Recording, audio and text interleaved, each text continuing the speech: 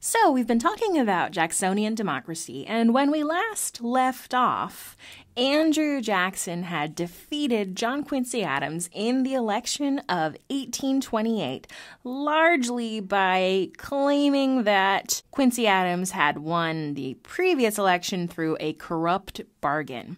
So Jackson played upon the sympathies of the public by claiming that he was the common man, or the representation of the common man. He took advantage of the growing number of white male voters who could participate in elections, and particularly the growing numbers of frontier settlers who not only wanted to vote for the first president to be born in the West, also supported Jackson because he was known for his anti-Native American sentiment and his promise to remove Native Americans from lands that whites wanted to settle east of the Mississippi. So in the first video in this series, I mentioned that most scholars point to this moment of Jackson's election in 1828 as the beginning of modern democracy. So let's investigate some of those claims a little bit further. So what was it about Jackson's election and presidency that began the modern American political system? Well, for one thing, Jackson was the very first Democratic president, as in the first president to be a modern-day Democrat. And this is the same Democratic Party that we still have today. And Jackson really mobilized this sentiment of the party of the common man. And in his idea, that meant the common white man. That he was not one of these Eastern elites, banking elites, who made their fortunes by nickel and diming other people. He was a backwoods frontiersman, a war hero, someone who had pulled himself up by his bootstraps. So he was, I guess, one of the earliest self-made men.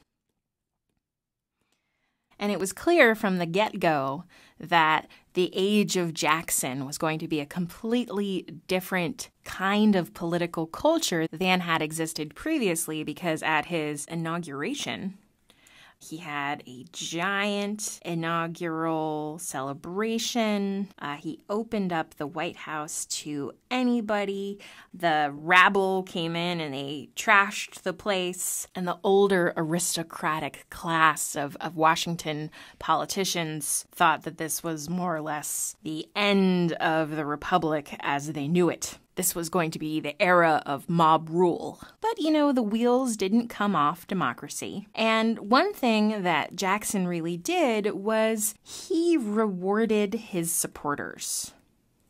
He rewarded the people who had voted Democrat, who saw themselves as part of the Democratic Party, with government positions. And this is called the spoils system, along the lines of, to the victor go the spoils. So, to reward the Democratic machine that had put him in office, he kicked out earlier office holders and rewarded the Democrats with offices. Now, it was very common in this time period for people to be what were known as office seekers, to kind of hang out in Washington, D.C., trying to get the president to appoint you postmaster of some random place so that you could draw a government salary. Now, earlier presidents would have thought something like rewarding an office seeker quite vulgar. John Quincy Adams, for example, refused to replace anyone who was actually doing a good job in their government post with someone who was one of his supporters. So you can debate whether or not this is actually a good thing to kick out people who are good at their job in favor of people who have supported you during the campaign. But what it does is it keeps people in the party.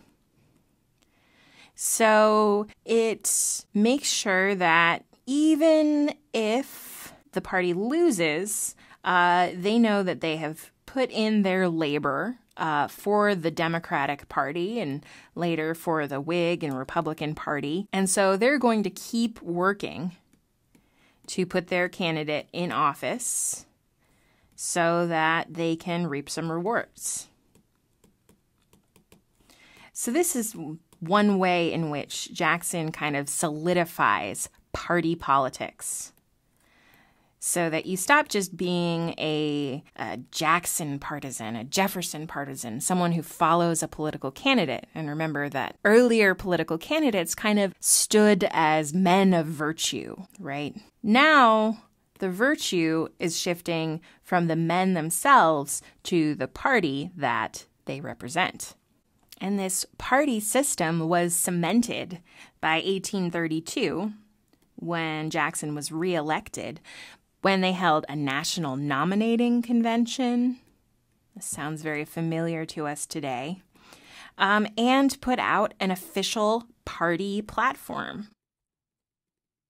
So what else did Jackson do that was really influential? Well, ironically, for someone billing himself as a man of the people, Jackson worked really hard to expand the power of the executive branch.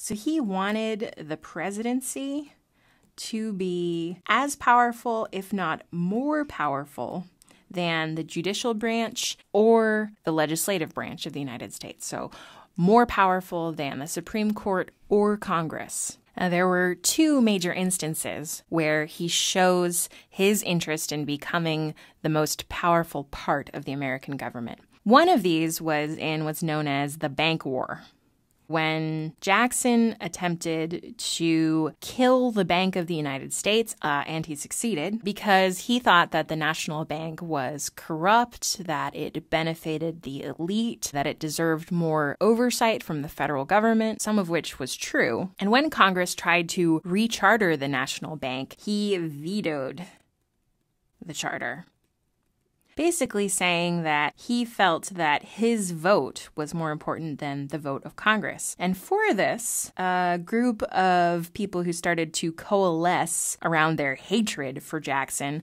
started calling him King Andrew I, because Jackson used the power of the veto all the time, because he was trying to, in some ways, reduce the power of the federal government, which was one of the key tenets of the Democratic Party, but at the same time kind of increase his own power, because he used his veto in many cases to further his own agenda. And as much as the National Bank was not a great institution, it did help to keep the United States' economy more or less humming along. And once Jackson killed it, there was a major economic depression called the Panic of 1837, which we can lay pretty much squarely at Jackson's feet. You can see this political cartoon here has him trampling on the Constitution as he pushes his own agenda forward. And it's through their hatred of Jackson that a new group comes together, the Whig Party, which will provide the second half of the two-party system that comes